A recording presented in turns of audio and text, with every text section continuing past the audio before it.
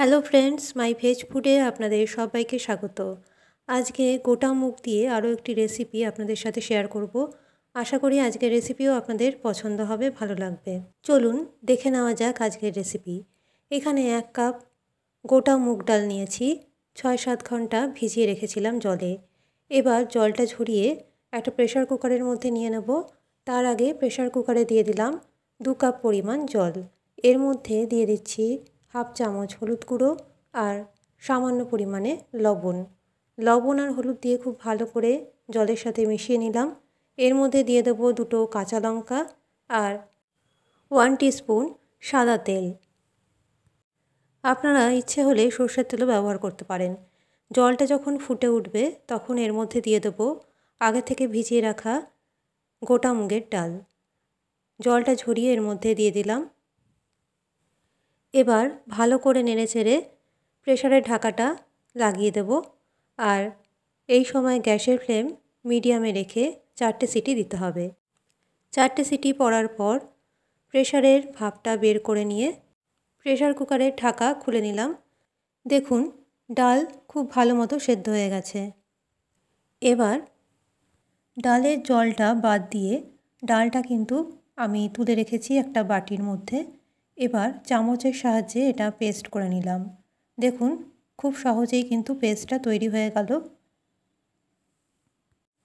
এবার অন্যদিকে একটা বড় পাত্রের মধ্যে নিয়ে নিচ্ছি 1 কাপ পরিমাণ ময়দা, 1 কাপ পরিমাণ আটা। আমি এখানে বাটি মেপে নিয়েছি, আপনারা কাপ মেপে নিতে পারেন। এবার এর মধ্যে দিয়ে দেবো স্বাদ অনুযায়ী লবণ। খুবই সামান্য লবণ এর মধ্যে ব্যবহার করছি। লবণ দেওয়ার পরে এর মধ্যে দিয়ে দেবো হাফ চামচেরও কম গোটা জিরে। এর স্বাদ খুব ভালো হয়। আর দিয়ে দেবো হাফ চামচ গোটা ধনে, গোটা মৌরি আর গোটা জিরে, একটা তেজপাতা, শুকনো লঙ্কা দিয়ে ভালো করে শুকনো কড়াইতে নেড়ে নিয়ে তার গুঁড়ো মশলার হাফ চামচ এর মধ্যে দিয়ে দিলাম। এবার দিয়ে দিচ্ছি কিছুটা পরিমাণে কাসুরি মেথি। কাসুরি মেথি দেওয়ার পরে এর মধ্যে দিয়ে দিচ্ছি গোটা মুগ ডাল যেটা পেস্ট করে রেখেছিলাম সেটা এর মধ্যে দিয়ে দিলাম। এবার খুব ভালো করে একসাথে সব কিছু মেখে নিচ্ছি। আজকের রেসিপি এতটাই দুর্দান্ত স্বাদের হয় যে একবার খেলেই আরও একবার খাওয়ার ইচ্ছে হবে। আজকের রেসিপি অবশ্যই বাড়িতে এইভাবে বানিয়ে দেখুন। আমি এখানে আটা ময়দা দুটোই ইউজ করেছি। আপনারা শুধু চাইলে আটা দিয়েও করতে পারেন অথবা শুধু ময়দা দিয়েও করতে পারেন। এর মধ্যে দিয়ে দিচ্ছি 1 বড় চামচ সাদা তেল। এবার খুব ভালো করে সব কিছু মেখে নেব। এইভাবে মেখে নেওয়ার পরে অল্প অল্প জল দিয়ে একটা স্মুথ ডো তৈরি করে নিতে হবে।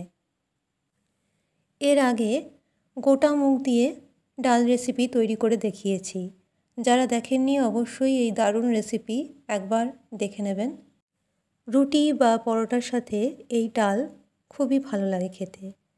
দেখুন আটাটা ভালো করে মাখা হয়ে গেছে।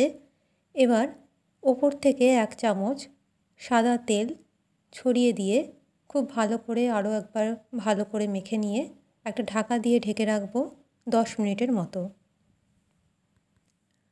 আমার চ্যানেলে নতুন বন্ধু হয়ে থাকলে চ্যানেলটি সাবস্ক্রাইব করে রাখবার অনুরোধ রইল। আর পুরনো বন্ধুদের আমার পাশে থাকার জন্য জানাই অসংখ্য অসংখ্য ধন্যবাদ। 10 মিনিট পরে ঢাকাটা সরাচ্ছি। এবার আরও একবার মেখে নেব ভালো করে। আর দেখুন খুবই সফট হয়েছে ডো।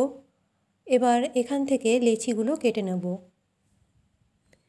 এই কচুরি লুচি অবশ্যই বাড়িতে একবার অবশ্যই বানিয়ে খান, কারণ এটা একদমই নতুনত্ব একটি রেসিপি।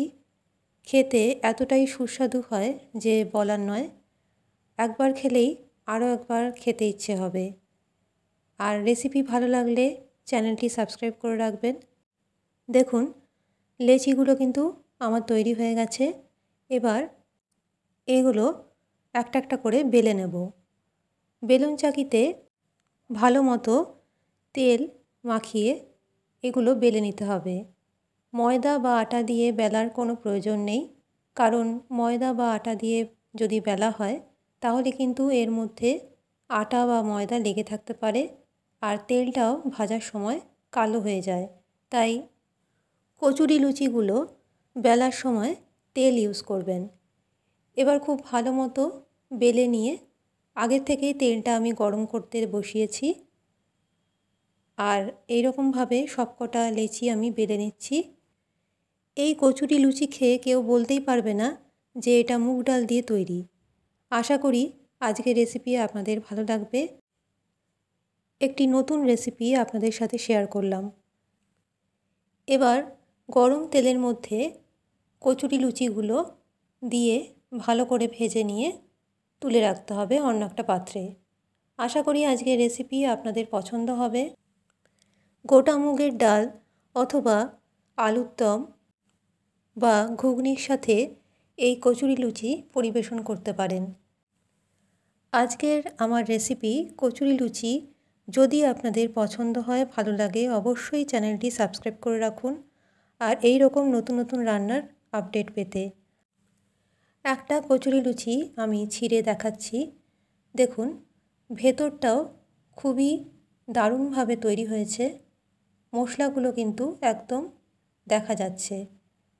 আজকের রেসিপি অবশ্যই বাড়িতে বানিয়ে দেখুন, খেতে কিন্তু দুর্দান্ত স্বাদের হয়।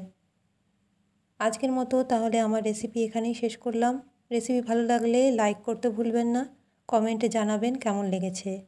ভালো থাকবেন, সুস্থ থাকবেন। নমস্কার।